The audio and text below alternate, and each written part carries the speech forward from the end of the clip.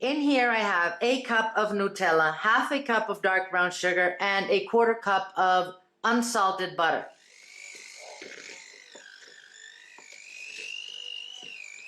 In this bowl I have 2 large eggs at room temperature which I lightly beat, and a teaspoon of vanilla extract. I am now going to add 1.5 teaspoons of baking powder. And in here I have 1.5 cups of rolled oats, which I put into the blender. You can use your food processor and just, made a powder out of it. Finally, I'm gonna mix in another 1.5 cups of rolled oats and a cup of chopped chocolate. This is semi-sweet chocolate. You can use chocolate chips if you want. I had a bar, I just chopped it up. I'm simply gonna mix this in.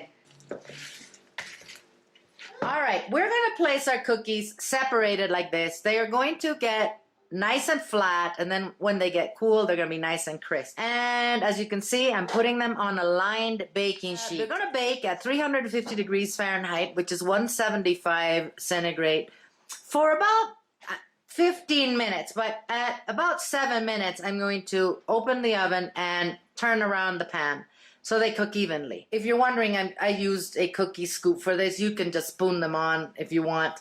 All right, so our cookies took the 15 minutes. They did stick a little bit. I went ahead and cut them the minute I took them out of the oven. Next one, I'm just gonna put, instead of 8, I'm gonna put 6 cookies on so it doesn't stick like this.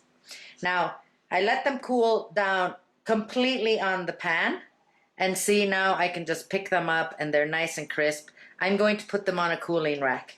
Look at this. It's nice and flat and absolutely crisp.